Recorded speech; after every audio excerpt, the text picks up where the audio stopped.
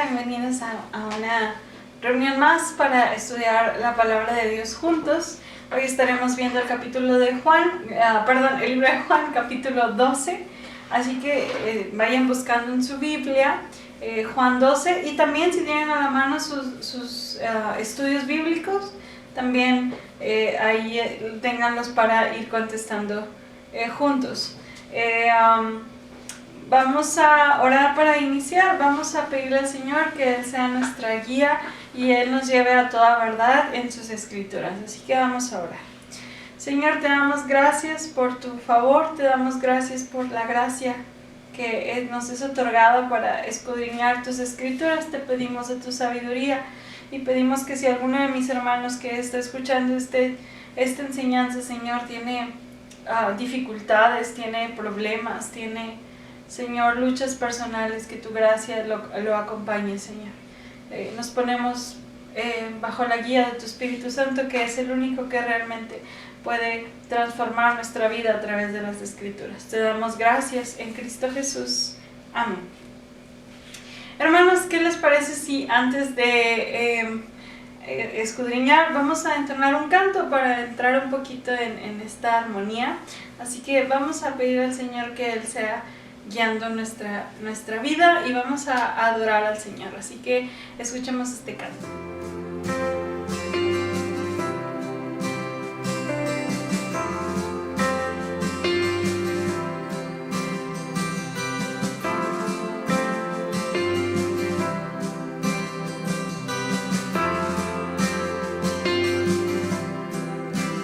Su amor me alcanzó, en la cruz por mí murió, mi pecado Él llevó, con poder resucitó.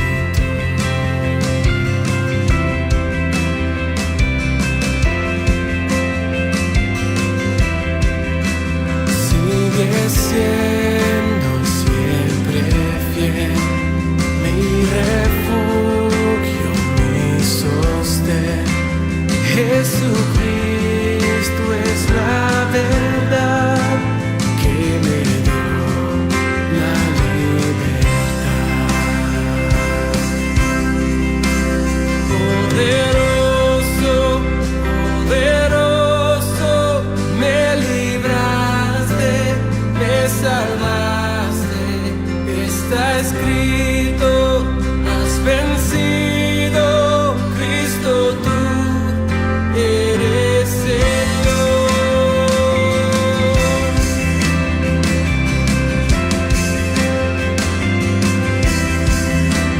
Sin principio, sin final, esperanza sin igual.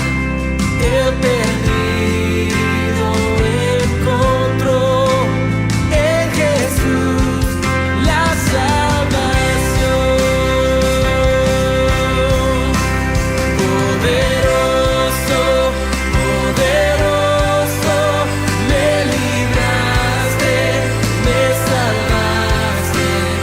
Está escrito, has vencido, Cristo, tú eres Señor.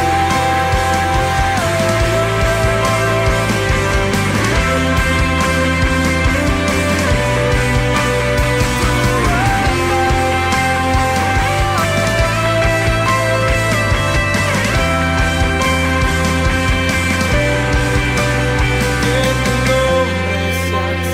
exaltado, sea exaltado, sea exaltado. Que tu nombre sea exaltado, sea exaltado, sea exaltado. Que tu nombre sea exaltado, sea exaltado, sea exaltado. Que tu nombre sea exaltado, sea exaltado, sea exaltado.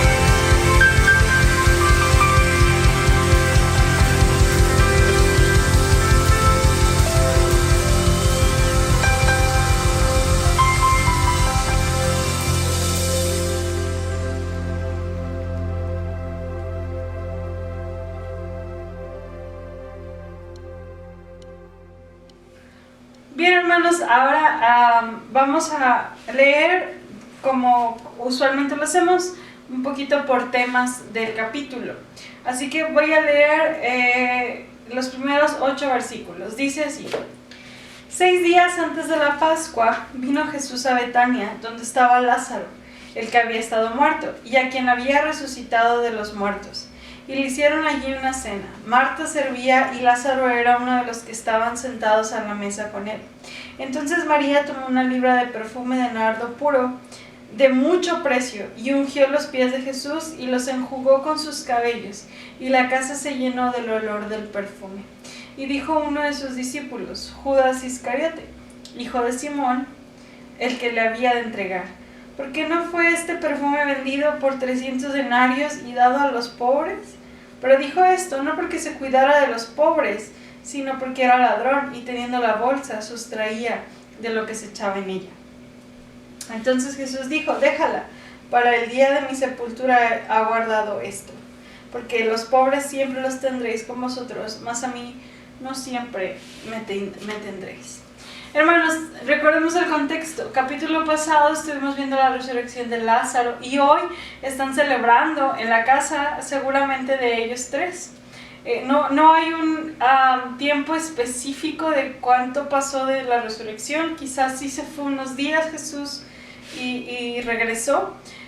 Sin embargo, esta situación está en Betania y lo más seguro es que haya sido en casa de Lázaro y de sus hermanas. No lo especifica las escrituras.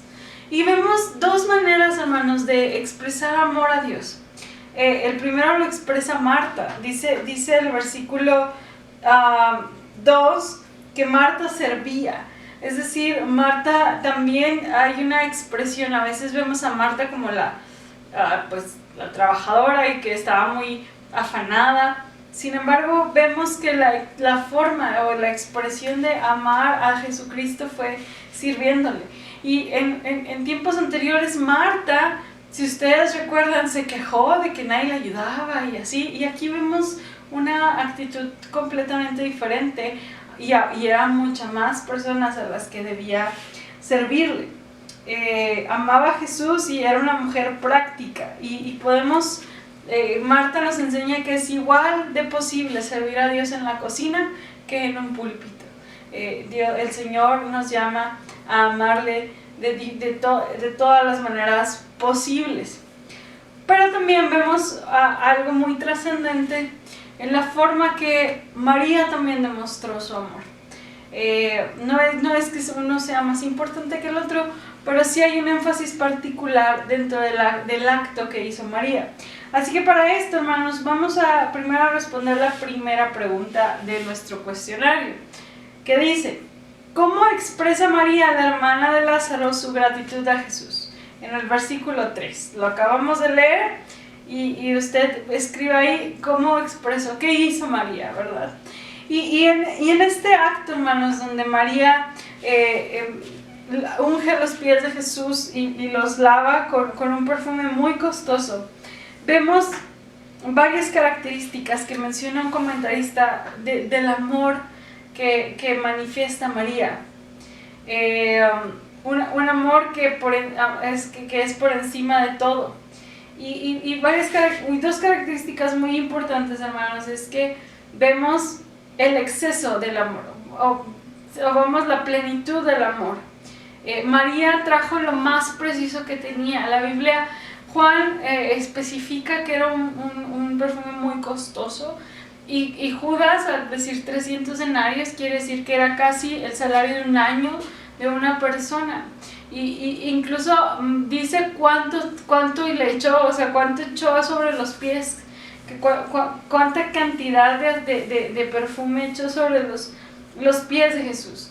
Es decir, María trajo lo más precioso y lo más costoso que tenía y lo gastó todo en Jesús. El amor, hermanos, no es amor si se calcula meticulosamente el precio del amor. El amor da su todo y lo único que lamenta es no tener todavía más que dar. Ese es el amor ágape, el amor incondicional, el amor que no es que no tiene límites, que no tiene fronteras. Es un amor que no calcula cuánto da, sino sabe que es capaz de dar lo más precioso por la otra persona. Y ese amor, hermanos, realmente solo lo encontramos en Dios. Y Dios nos da la capacidad de amar a nuestro prójimo de esa manera, o que Dios nos dé la capacidad. Y también, hermanos, en esta expresión vemos una humildad en María, porque con este perfume se ungía a las personas en la cabeza, pero María, entendiendo la magnitud y la majestad de Dios, no se atrevió a ungir la cabeza de Jesús, ungió sus pies. Y vemos una humildad. Lo último en que podía pensar María era en conferirle un honor a Jesús. Jamás se consideró con una capacidad para esto.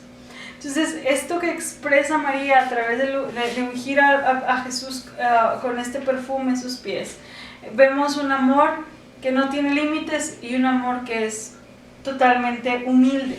Y Juan describe que la casa se llena del olor del perfume. Y esto, hermanos, es como esa estampa que Juan estaba diciendo. Todo el mundo recordará lo que hizo María.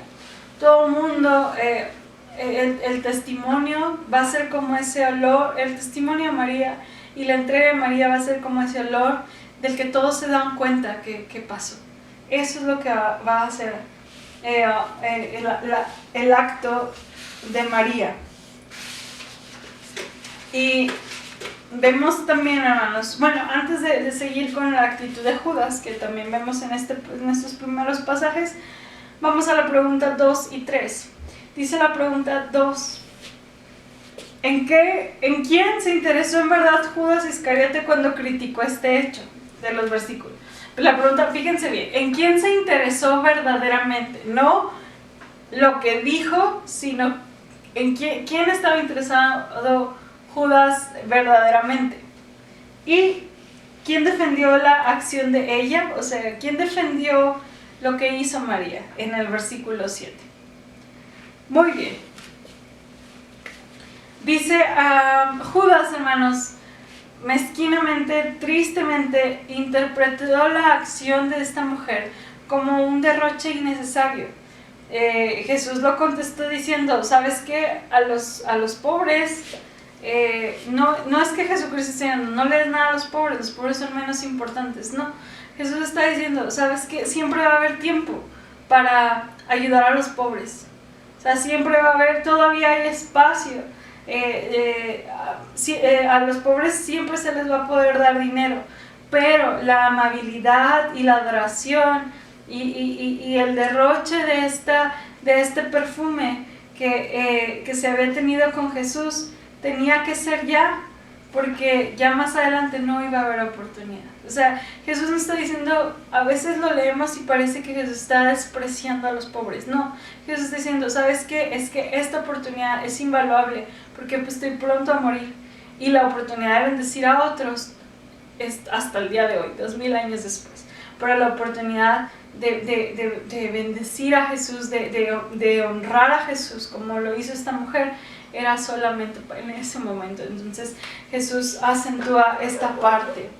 Y vemos a Judas que realmente la tentación de robar y su actitud siempre fue constante.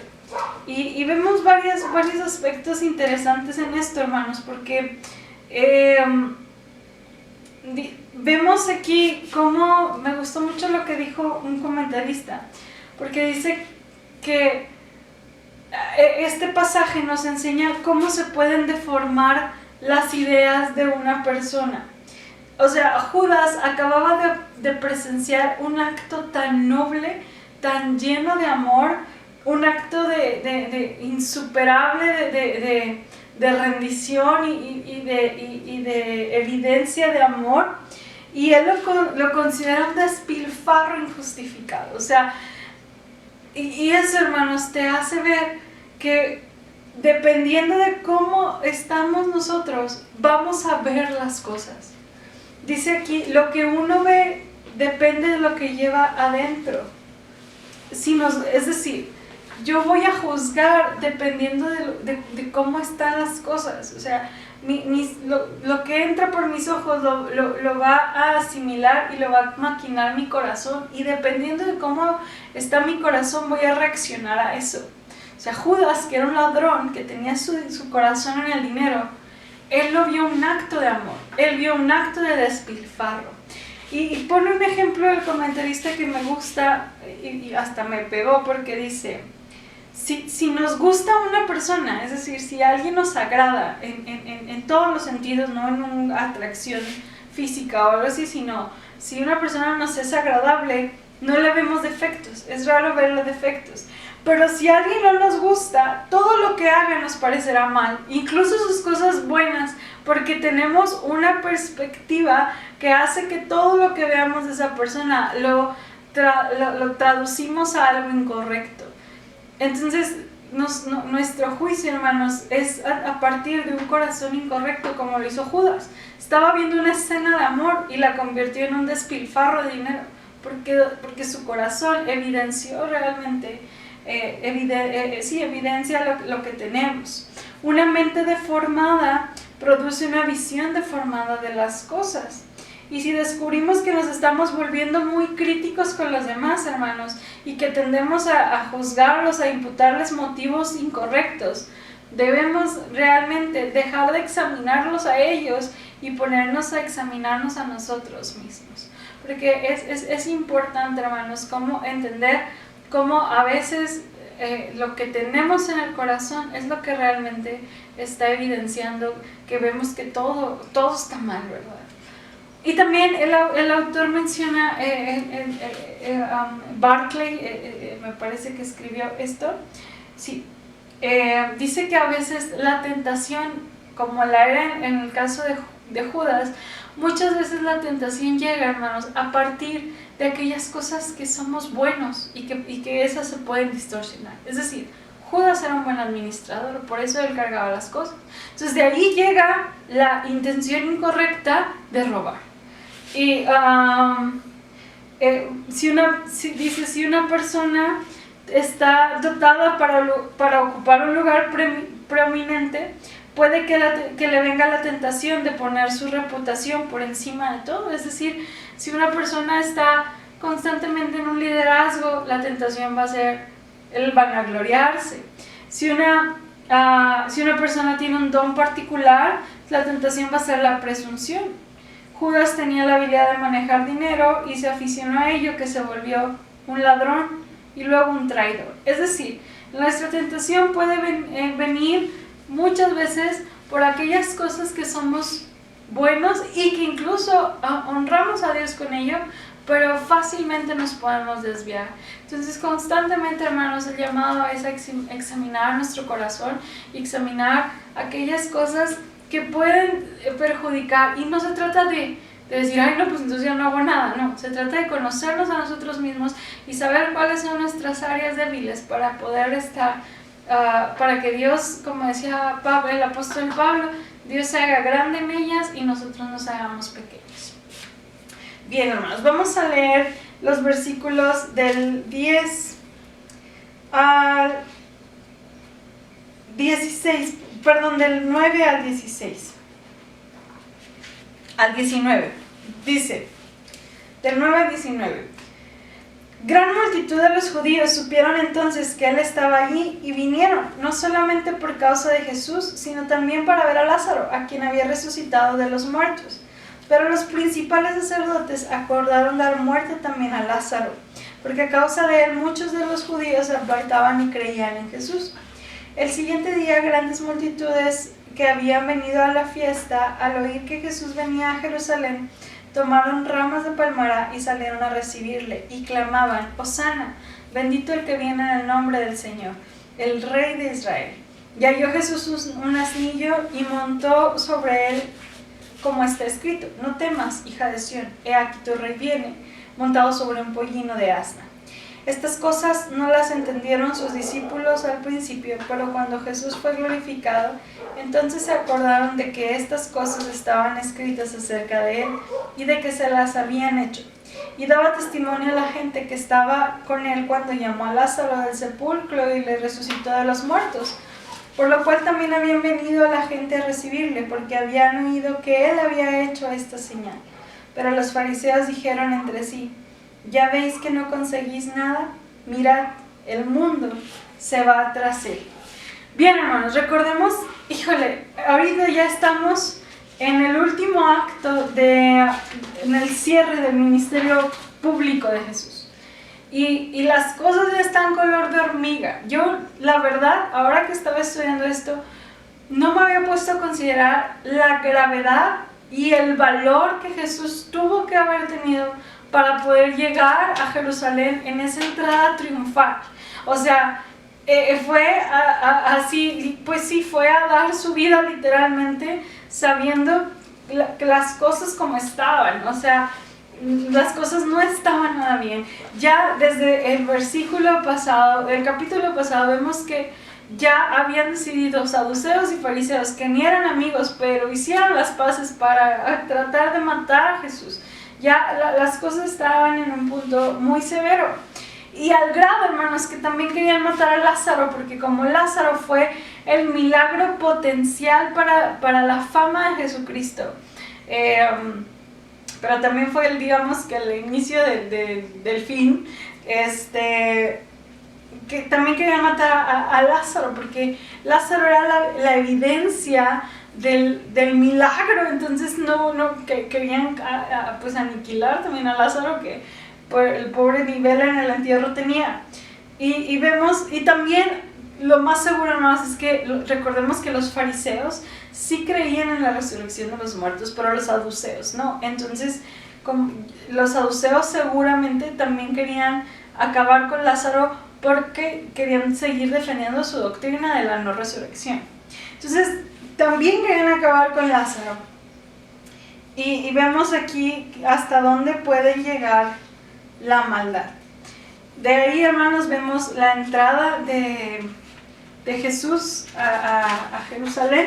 Como les decía, yo nunca la había visto como este acto de valor tan increíble que Jesús tuvo, de cómo estaban ya las cosas, de que querían matar. La gente sabía que querían matar a Jesús, y pues no había WhatsApp, ni internet, ni Facebook para publicarlo, pero la gente hablaba mucho, había esta parte de oral.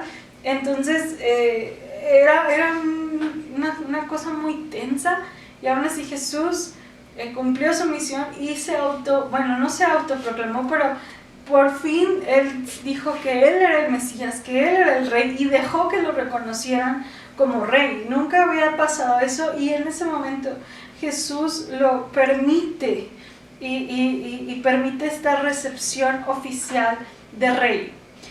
Antes de ver algunas cosas que la entrada triunfal nos muestra, vamos a responder la pregunta número 4. Dice: una de las cosas notables acerca de la Biblia, que la separa de entre todos los libros y prueba su inspiración, es la profecía. Los versículos 14 y 15 registran el cumplimiento de una profecía pronunciada por Zacarías 520 años antes de que el acontecimiento ocurriera. Zacarías 9:9. ¿Qué fue predicho tocante a la entrada de Jesús en Jerusalén? Es decir, ¿cómo iba a entrar Jesús? ¿Qué fue lo que Zacarías dijo que iba a pasar? ¿Cuál fue la profecía que se cumplió según Zacarías 9:9? Muy fácil, hermanos. ¿Qué dijo? ¿Cómo iba a entrar Jesús? ¿Y qué quiere decir esto, hermanos? Bueno, Jesús primeramente se entró claramente como el Mesías. Y también, hermanos, este Mesías se presentaba de cierta clase. O sea, ¿quién nos representaba? El pollino. Bueno, no debemos malentender esta escena. Si yo pienso en un burrito, hermanos, pienso en un animal pobre y despreciado. O sea, nosotros como mexicanos, no sé si en toda Latinoamérica, pero al menos en México, decir "estás bien burro", es una expresión muy común. Y entonces eso ya te hace de por sí rechazar al animal como tal, ¿no? Al burro. Pero no, en el este no era así. En el este se le consideraba un animal muy noble. Este animal no se usaba en una procesión militar, pero sí se usaba, o sea, era común que alguien entrara en un burro, pero generalmente era un sacerdote o un hombre que venía en paz, o sea, que decía, yo vengo en paz, yo no vengo a guerra. Entonces, la entrada en un pollino era una idea de humildad, y Jesús es, sí soy el Mesías, sí soy el Rey, pero vengo en paz y vengo humildemente. Entonces, ese era el mensaje que Jesús da a través del pollino y la entrada a Jerusalén. Es un acto de gran valor. Bien, hermanos, vamos a la tercera parte de este pasaje. Después de la entrada triunfal, que Juan también la menciona, no es tan explícita o tan descriptiva como los sinópticos, que son Mateo, Marcos y Lucas, pero no deja de ser un aspecto importante, y Juan también lo menciona. Y Juan ahora menciona algo que los otros no mencionan, algo que pasó. Los otros nos mandan directamente a la purificación del templo cuando Jesús se enoja, pero aquí hay algo bien interesante. Acompáñenme, vamos a leer del 20 al 36. Dice así: había ciertos griegos entre los que habían subido a adorar en la fiesta. Estos pues se acercaron a Felipe, que era de Betsaida de Galilea, y le rogaron diciendo: Señor, quisiéramos ver a Jesús. Felipe fue y se lo dijo a Andrés, y entonces Andrés y Felipe se lo dijeron a Jesús. Jesús les respondió diciendo: ha llegado la hora para que el Hijo del Hombre sea glorificado. De cierto os digo, que si el grano de trigo no cae en la tierra y muere, queda solo. Pero si muere, lleva mucho fruto. El que ama su vida la perderá, y el que aborrece su vida en este mundo, para vida eterna la guardará. Si alguno me sirve, sígame, y donde yo estuviere, allí también estará mi servidor. Si alguno me sirviere, mi Padre le honrará. Ahora está turbada mi alma, ¿y qué diré? Padre, sálvame de esta hora, mas para esto he llegado a esta hora. Padre, glorifica tu nombre. Entonces vino una voz del cielo: lo he glorificado y lo glorificaré otra vez. Y la multitud que estaba allí y había oído la voz decía que había sido un trueno. Otros decían: un ángel le ha hablado. Respondió Jesús y dijo: no ha venido esta voz por causa mía, sino por causa de vosotros. Ahora es el juicio de este mundo. Ahora el príncipe de este mundo será echado fuera. Y yo, si fuere levantado de la tierra, y a todos atraeré a mí mismo. Y decía esto dando a entender que de qué muerte, iba a morir.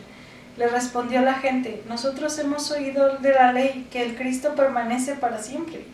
¿Cómo pues dices tú que es necesario que el Hijo del Hombre sea levantado? ¿Quién es este Hijo del Hombre? Entonces Jesús les dijo: aún por un poco está la luz entre vosotros.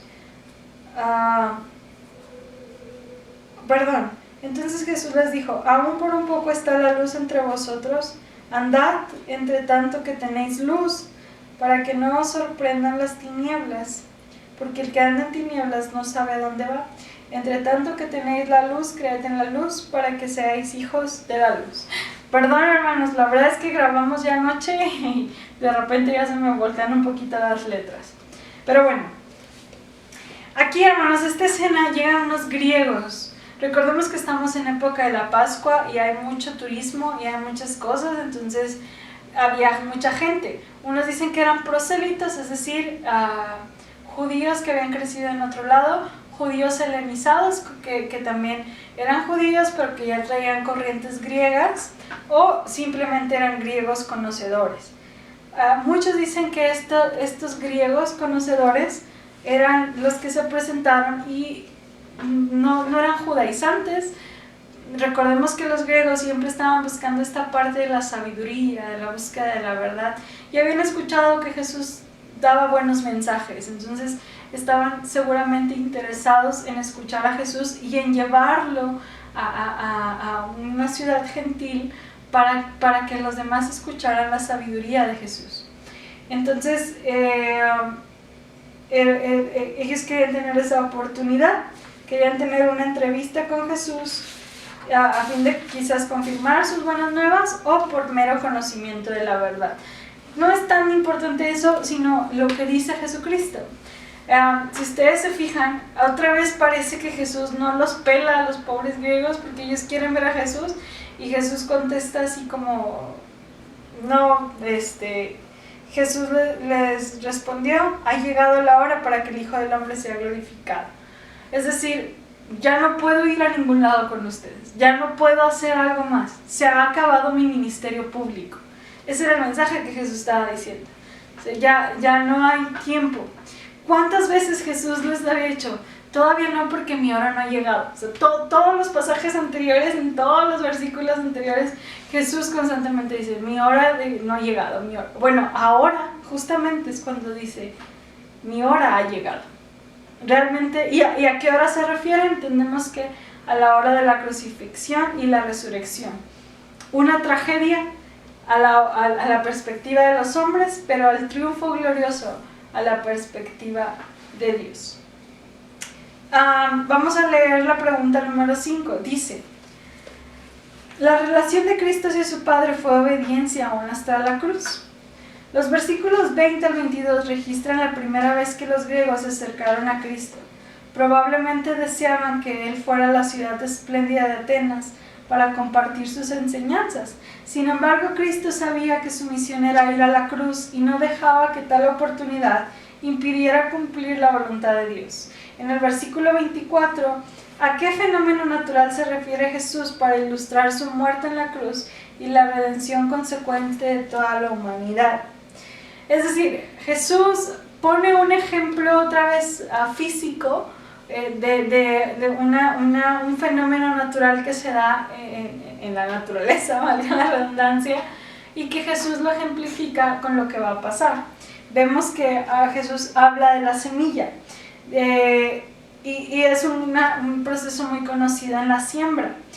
Una semilla se siembra, muere y germina, y cuando germina produce un gran número de granos, y así Jesús dice, así es el camino de la vida, pero necesitamos pasar por la muerte. Si no hay muerte, no hay fruto espiritual. Jesús dijo esto, hermanos, para ejemplificar la necesidad de su propia muerte. Necesito morir para que ustedes tengan vida, necesito pasar por la muerte, así como el grano cae y muere y da vida, así necesito dar. Pero también, hermanos, no solamente Jesús estaba ejemplificando su muerte para darnos vida, también está haciendo una ilustración espiritual de nosotros. Es necesario morir al yo para que realmente podamos vivir. No me voy a meter mucho en eso, pero Jesucristo, recordemos, no solamente está hablando de Él y de su muerte, sino que ahora el llamado es estar juntamente crucificados y vivir lo que vivimos en la carne, lo vivamos en la fe del Hijo de Dios.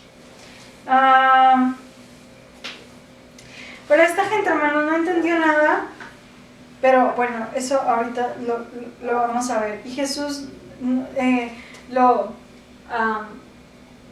la conclusión que hace en el versículo 25-26 es decir que es importante que glorifiquemos a Dios a través de nuestra propia vida, y nuestra propia vida la podemos dar cuando nos negamos a nosotros mismos.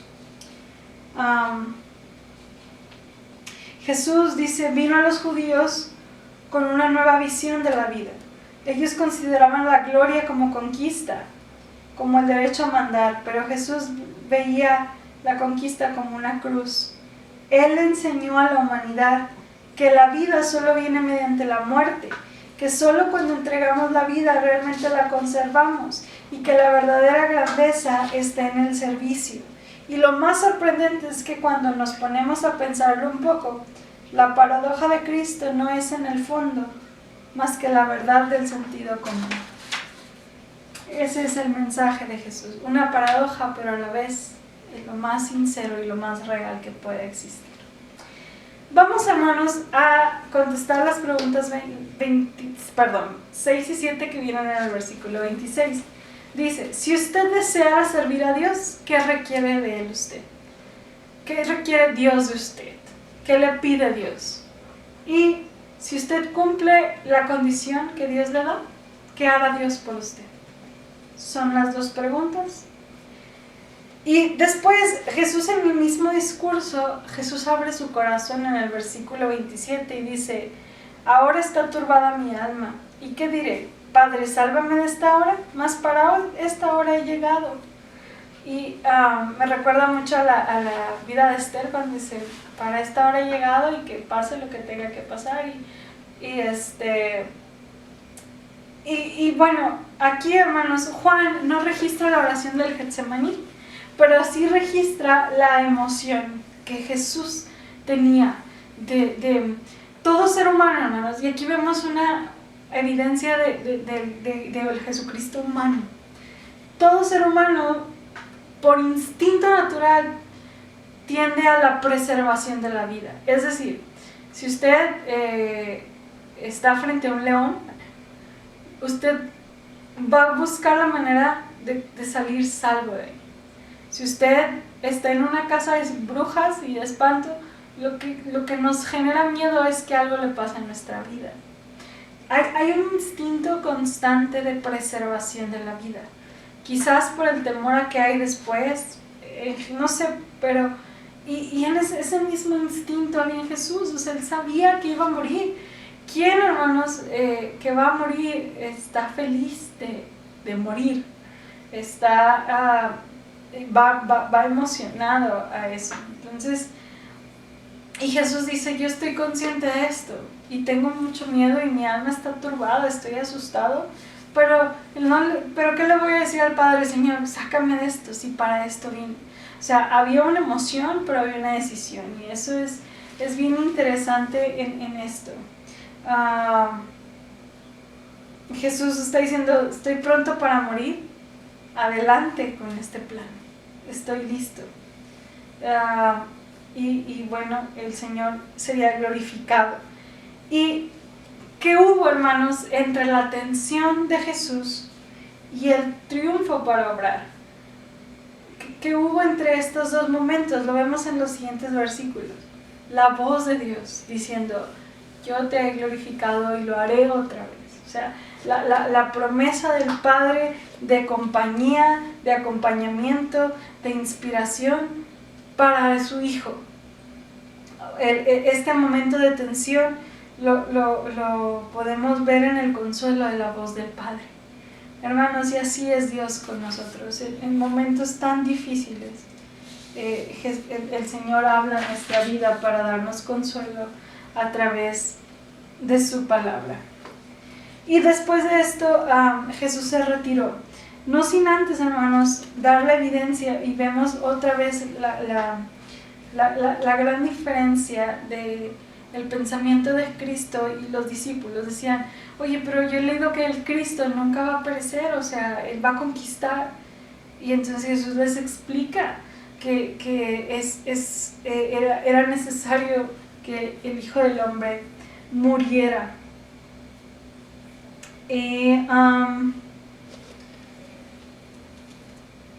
Sí, muy bien. Vemos aquí, hermanos, cómo los judíos estaban esperando un momento, para ellos una conquista era algo grande, una nación donde el Mesías conquistara, y para Jesucristo la conquista era la cruz, y la gloria de Dios era la resurrección. Dice en el versículo, a partir del versículo 37 al 43, dice, estas cosas habló Jesús y se fue y se ocultó de ellos, pero a pesar de que habían hecho tantas señales delante de ellos, no creían en él, para que se cumpliese la palabra del profeta Isaías, que dijo, Señor, ¿quién ha creído a nuestro anuncio y a quién se ha revelado el brazo del Señor? Por esto no podían creer, porque también dijo Isaías, cegó los ojos de ellos y endureció su corazón, para que no vean los ojos y entiendan con el corazón, y se conviertan y yo los sane. Isaías dijo esto cuando vio su gloria y habló acerca de él. Con todo eso, aún los gobernantes, muchos creyeron en él, pero a causa de los fariseos no lo confesaban, para no ser expulsados de la sinagoga, porque amaban más la gloria de los hombres que la gloria de Dios. Hermanos, aquí es bien interesante porque cada una de las señales que Jesús hizo no fue hecha en un rincón o en lugares remotos, fueron hechos en la plena luz del día. Y los judíos habían estado conscientes y habían visto todo, es decir, no tenían ningún pretexto para no creer. Juan ha venido amontonando todas las evidencias, los milagros, los discursos de Jesús. Y aún así dice Juan, pero aún así no creyeron. Y hermanos, esto es bien interesante porque,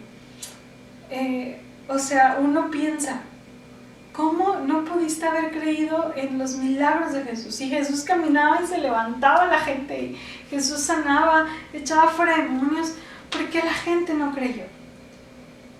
Escuchen esto, dice, esta evaluación del ministerio de Jesús y el resultado limitado que tuvo en su propio pueblo nos recuerda que no hay enseñanza ni milagro, por más dramático que sea, que pueda convencer a los que tienen los ojos cerrados y un corazón rebelde. Lo que faltaba en ese entonces y hoy en día es una disposición honesta y abierta para considerar las evidencias que apunten a Jesús como el Hijo de Dios. Dios nunca exige una fe ciega, sin estar basada en evidencias objetivas y convincentes. Es decir, no hay enseñanza ni milagro, por más increíble que sea, que pueda convencer a alguien que tiene los ojos cerrados. Y es que Isaías ya había profetizado eso, no creyeron en su anuncio. Y no es que Dios les haya cerrado los ojos por gusto, sino es algo parecido a lo que pasó entre hermanos. Prefirieron su propia vida y entonces el Señor lo único que hace es cauterizar la mente cuando ya realmente conocen y no aceptan. Dice la pregunta 8 y 9, hermanos, dice, a pesar de esta gran recompensa, los gobernantes no confesaban a Jesús porque no pagarían el precio de ser expulsados de la sinagoga. Dice, ¿por qué no pagarían el precio de ser expulsados de la sinagoga? En el versículo 43, ¿por qué no querían pagar el precio de ser expulsados? Lea el versículo 43 y dice, aunque no confesaron a Jesús, creyeron en Él. ¿Se pueden considerar salvos? Esta es una pregunta bien interesante, hermanos, porque ellos no confesan a Jesús, pero creen. ¿Son salvos? Dice, vaya Romanos 10, 9, y que dice que si confiesas, ¿verdad?, con tu boca. Ellos no lo confesaron, es decir, si creían, decían, sí, se me hace que Jesús es el Salvador, pero sabían que si lo confesaban con su boca los iban a expulsar, y mejor dijeron que no. La pregunta es, ¿serán salvos? No, hermanos, y no es porque lo declaren con su boca y ya sean salvos y la boca tenga un aspecto mágico, como a veces lo creemos aquí, sino era reconocer por sobre todas las cosas a Jesús, y ellos no lo hicieron, porque amaban más la gloria de los hombres, amaban más su reputación, y eso es una evidencia de que no eran salvos.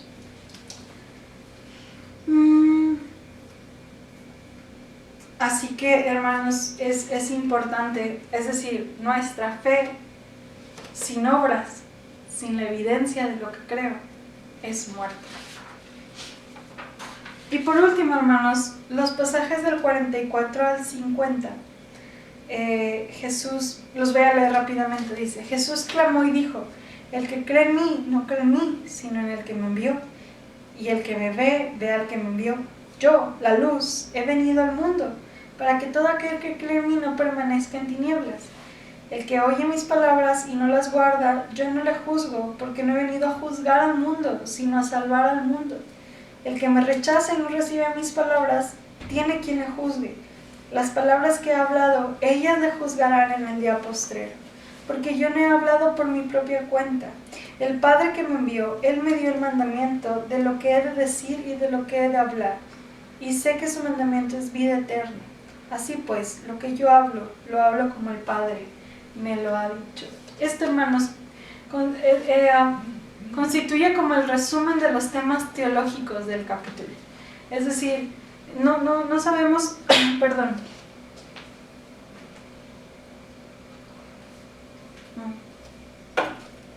no sabemos dónde estaba Jesús cuando los pronunció, pero Jesús habla así como cerrando ya el tema y diciendo, Si crees en mí, realmente vas a tener vida eterna. Y vemos aquí, hermanos, que un aspecto teológico muy importante de Juan. Dice que él vino a salvar al mundo, pero no por juicio, sino por amor.